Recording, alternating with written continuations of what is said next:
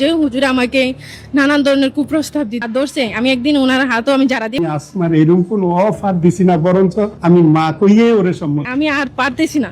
যে জায়গায় আমি আজকে দিন শেষে ক্লান্ত হইয়া তার কাছে আমি নির্যাতিত হইয়া আমি তার কাছে আমি যে নারী, আমার ওই সম্মানটা আমি পাই নাই। কুমিল্লার দেবিদ্বার উপজেলার চরবাকোট ডিএসআই আলিম মাদ্রাসাকে ঘিরে সামনে এসেছে এক গুরুতর অভিযোগ। মাদ্রাসার এক আয়া অভিযোগ করেছেন, প্রতিষ্ঠানের অধ্যক্ষ আব্দুল হালিম দীর্ঘদিন ধরে তাকে অনৈতিক প্রস্তাব দিয়ে আসছিলেন। যে হুজুর আমাকে নানান ধরনের কুপ্রস্তাব দিত। প্রিন্সিপাল হুজুরে আমাকে বলতো যে ওনার কথা মতো চললে আমার সব সমাধান সমস্যা করে দিবে। তারপরে আরেকদিন বলছে ওনার সাথে কোথায় যাওয়ার জন্য, কালকে মাদ্রাসা বন্ধ আছে আসমা, তুমি আমার সাথে এক জায়গায় নইও। কেন হুজুর যাবো? বলতেছে তোমার সাথে আমার কথা আছে, তোমার সাথে আমার সময়, তুমি একটু সময় দিও। বাবার সমতুল্য আমি আপনাকে সম্মান করি যে জায়গায়, আপনি কেন আমাকে বারবার আমার গায়ে টাচ করেন? উনি আরেকদিন আমার অন্যায় ধরে টান দিচ্ছে এবং আমি ওনার সাথে প্রতিবাদ করছি। যখন আমি ওনার সাথে প্রতিবাদ করি উনি নানান ধরনের আমাকে নানান কিছুর মাধ্যমে আমাকে সুকেস করছে। তবে অভিযুক্ত অধ্যক্ষ এসব অভিযোগ সম্পূর্ণ অস্বীকার করেছেন। ভুক্তভোগী আসমার দাবি, মাদ্রাসায় চাকরিতে যোগ দেওয়ার কিছুদিন পর থেকেই অধ্যক্ষ বিভিন্ন অজুহাতে তাকে নিজের কক্ষে ডাকতেন। তিনবার আমাকে সুকেস করছে, কিন্তু আমি সামাজিকতার কারণে, ব্যক্তিগতর কারণে আমি এগুলা কারো কাছে প্রকাশ করতে পারি নাই এবং আমি ওনার সাথে প্রতিবাদ করছি। যখন আমি ওনার সাথে প্রতিবাদ করি উনি নানান ধরনের আমাকে নানান কিছুর মাধ্যমে আমাকে সুকেস করছে। তিনবার আমাকে সুকেস করছে, কিন্তু আমি সামাজিকতার কারণে, ব্যক্তিগতর কারণে আমি এগুলা কারো কাছে প্রকাশ করতে পারি নাই।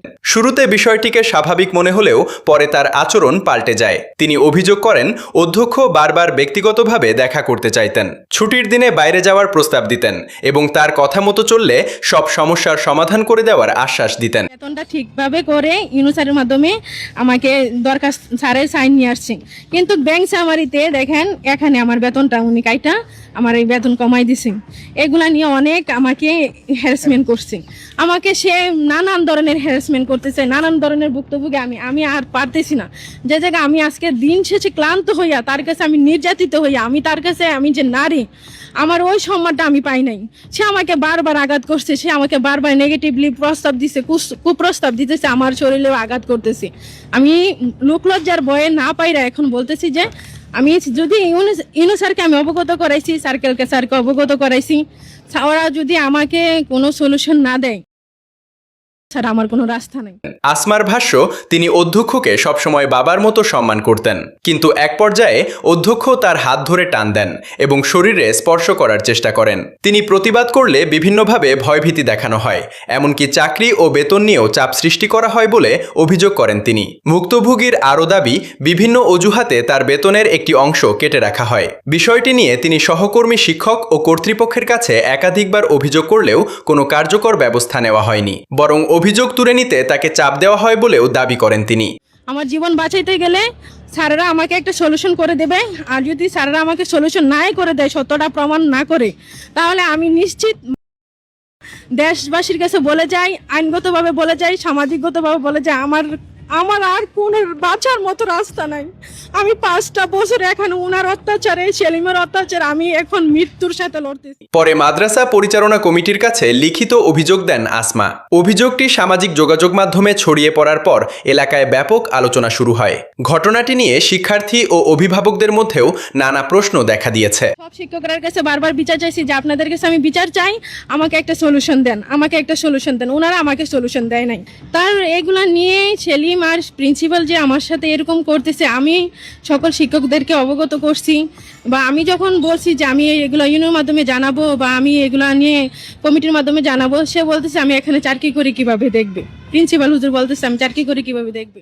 অন্যদিকে অভিযুক্ত অধ্যক্ষ আব্দুল হালিম তার বিরুদ্ধে আনা সব অভিযোগ অস্বীকার করেছেন। তিনি বলেন, অভিযোগকারীকে তিনি সব সময় মেয়ের মতোই দেখেছেন এবং কখনোই কোনো অনৈতিক প্রস্তাব দেননি। আমি আল্লাহর উপর ভরসা করে বলতেলাম, আল্লাহর কসম আমি আসমার এরকম কোন অফার দিছি না, বরঞ্চ আমি মা কইয়ে ওরে সম্বোধন করি। আমি এই কোনো শব্দ আমি ব্যবহার করি নাই এবং আমার সচেতনতা, আমার মেধা শক্তি, আল্লাহর দেওয়া গুণ, এই ইয়ার মধ্যে আমি বলতেছি খোলা মনে যে ওরে এই ধরনের কোনো কথা আমি বলছি না। বেতন কাটার বিষয়ে তার দাবি, কর্মস্থলে দেরিতে আসার কারণেই নিয়ম অনুযায়ী সেই সমন্বয় করা হয়েছিল। এদিকে ঘটনাটি নিয়ে স্থানীয়দের মধ্যে মিশ্র প্রতিক্রিয়া দেখা দিয়েছে। আর বেতন কাটার বিষয়টা হইল যে তার যে 3 দিন লেট, একদিন তার বোনের ছেলে মারা গেছে, এটা মার্চ মাসে বলছে, তো এপ্রিল মাসে একদিন লেট, তারপরে 10 মিনিট 5 মিনিট আরেকদিন যে লেটটা দেখছি এটা হইলো আমারে বলছে যে আমার 3 ঘন্টা লেট। অনেকেই বলছেন, শিক্ষা প্রতিষ্ঠানে কর্মরত নারী কর্মীদের নিরাপত্তা নিশ্চিত করার পাশাপাশি অভিযোগের নিরপেক্ষ তদন্ত হওয়া জরুরি। অভিযোগের সত্যতা যাচাই করে প্রয়োজনীয় ব্যবস্থা নেওয়ার দাবি জানিয়েছেন তারা।